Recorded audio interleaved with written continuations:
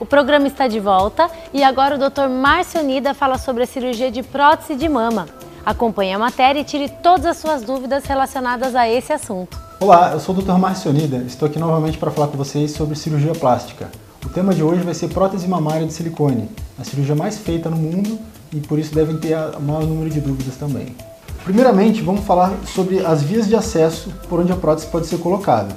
Ela pode ser colocada pela via axilar, um cortezinho na axila, pela via submamária, um cortezinho de 4 cm no sulco submamário, ou pela via periareolar, tanto inferior quanto superior. Cada via de acesso vai ter uma vantagem e uma desvantagem. A via mais utilizada aqui em Santa Catarina, pelo menos, é a via submamária. É feito um cortezinho de 4 cm aproximadamente. A gente não encosta na glândula mamária, essa é a grande vantagem dessa via. Então, para nódulos de mama, para amamentação e para no futuro os exames de screening para câncer de mama não vão estar alterados por causa desse tipo de incisão. Vai ser feito apenas um cortezinho nessa gordura que fica aqui entre a mama e o tórax e essa prótese é escorregada por trás da glândula e colocada nessa posição. Uma outra dúvida muito frequente também é em relação ao posicionamento da glândula em relação ao músculo. Muito se ouve falar na televisão, naqueles programas internacionais, da prótese ser colocada atrás do músculo. Isso é uma coisa que é cada vez menos feita aqui no Brasil. Por quê? Porque as próteses hoje têm uma tecnologia maior que não tem tanta necessidade de se colocar atrás do músculo para evitar a contratura capsular.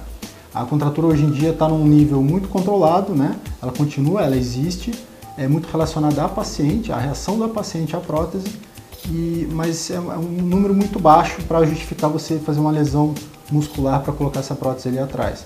Então hoje em dia o mais comum seria colocar a prótese por baixo da mama, por baixo do sulco submamário e na frente da glândula. Falando um pouquinho agora sobre os tipos de prótese que podem ser utilizados, a gente tem aqui alguns exemplos, né? Essa é a prótese anatômica, conhecida como prótese em gota, que ela não tem, na verdade, tanto polo superior. Ela era muito utilizada para tentar uma mama mais natural, mas hoje em dia que as meninas querem principalmente a parte do colo da mama, e hoje em dia é mais realmente utilizada para reconstrução mamária. Aqui é uma prótese bastante utilizada, de projeção super alta, que dá uma projeção maior na mama e também projeta bastante o colo. Essa é a prótese que eu pelo menos utilizo bastante hoje em dia, é a mais utilizada, prótese de silicone texturizada. Essa é uma outra prótese de poliuretano, eu particularmente não gosto muito, mas existem algumas vantagens teóricas sobre a contratura capsular, mas que hoje em dia está cada vez mais raro. Então, no caso de algumas complicações, às vezes a gente substitui por esse tipo de prótese. E aqui, na verdade, existe também uma alteração, mesma marca de prótese, por exemplo, com projeções diferentes. Essa é uma prótese um pouco mais espalhada, para a pessoa que tem uma mama mais espalhada, um tórax mais largo e não quer um volume tão grande. E aqui é a prótese mais projetada, que para paciente que quer concentrar mais, é uma mama mais juntinha e com uma projeção maior, um volume maior dentro de um tórax mais estreito um pouquinho. É importante ressaltar que o aumento mamário é uma cirurgia. A colocação da prótese envolve um procedimento cirúrgico e para isso a gente tem que fazer uns exames pré-operatórios para garantir a segurança da paciente. A gente realiza o exame de sangue, um raio-x de tórax e um ultrassom da mama para ver se não existe nenhum nódulo ou algum tumor mamário, alguma coisa que a gente possa tratar ou durante a cirurgia ou que a gente adie um pouco essa cirurgia para que a mama fique bem saudável para a cirurgia correr da melhor maneira possível. Durante a cirurgia, o que é importante? É uma cirurgia muito rápida, muito pouco traumática, dura em torno de 1 hora mais ou menos, tirando a internação e a recuperação da paciente. Normalmente a paciente tem alta no mesmo dia, né? Ela se recuperando bem, ela pode ir para casa no mesmo dia e ser cuidada em casa. É importante ressaltar principalmente a parte que o médico não tem como cuidar da paciente, que é em casa. É importante evitar academia, malhação com os braços por pelo menos 2 meses, direção de automóveis, moto ou malhação com as pernas por em torno de 20 dias a 1 mês. E os primeiros 15 dias ficar com o bracinho bem coladinho no corpo, evitar movimentos de grande amplitude, afastar muito o cotovelo do corpo, se apoiar muito, carregar filho no colo, carregar compras, esse tipo de movimento para que a prótese possa cicatrizar da melhor maneira possível. Uma queixa também comum em pacientes, principalmente que colocaram próteses grandes, é a perda da sensibilidade, ou diminuição da sensibilidade, às vezes na parte inferior da mama, ou até a perda total da sensibilidade na região da areola, que é uma coisa muito ruim. Mas isso acontece por quê? Pelo esgarçamento das fibras dos nervos, o que eu vou explicar nesse esqueminha aqui. Aqui eu montei um pequeno esquema para tentar exemplificar o porquê dessa alteração da sensibilidade pode ocorrer, principalmente com próteses maiores. Aqui é a simulação de uma mama, e para vocês entenderem, os nervos que vão dar sensibilidade para a mama, eles vêm de fora para dentro, das laterais em relação em direção à areola, como se saísse debaixo das costelas, na verdade.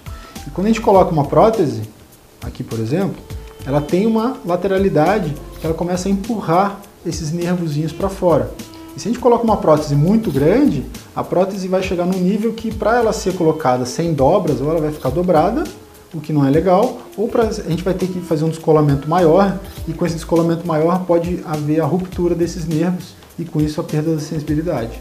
Outra pergunta muito frequente das pacientes é em relação à rejeição. O que seria a rejeição que as pessoas falam em relação à prótese de mama? Na verdade, essa rejeição a gente chama de contratura capsular. Para vocês entenderem, toda paciente que coloca uma prótese de mama, o corpo, uma prótese de silicone, o corpo faz uma películazinha em volta, como se fosse um plástico, é como se fosse um saco plástico em volta da prótese. E como o saco plástico ele é bem fininho, essa cápsula seria bem fininha. A contratura capsular é o que? É o espessamento dessa cápsula, ela fica mais espessa, mais grossa, mais dura, e em graus diferentes ela pode começar a apertar a prótese. Com isso, o que pode causar? Apenas o endurecimento da prótese, pode causar endurecimento e distorção da prótese, ou pode causar dor. Mas isso é muito raro. Além disso, isso é muito relacionado ao paciente. Às vezes não é relacionado à prótese, nem ao cirurgião, nem onde foi feito, é relacionado à cicatrização alterada da paciente. E muitas vezes a paciente tem numa mama e na outra mama não tem. O tratamento disso não é muito complicado. Às vezes é necessário fazer uma nova cirurgia, na verdade. Às vezes com a própria acupuntura e alguns remédios a gente consegue solucionar os casos mais brandos. Mas existem alternativas de troca de plano da prótese, troca de forma da prótese, do modelo, para tentar corrigir esse tipo de problema. Muito obrigado pela atenção, espero ter esclarecido todas as dúvidas em relação à prótese de mama e estamos sempre à disposição para tirar novas dúvidas em relação à cirurgia plástica.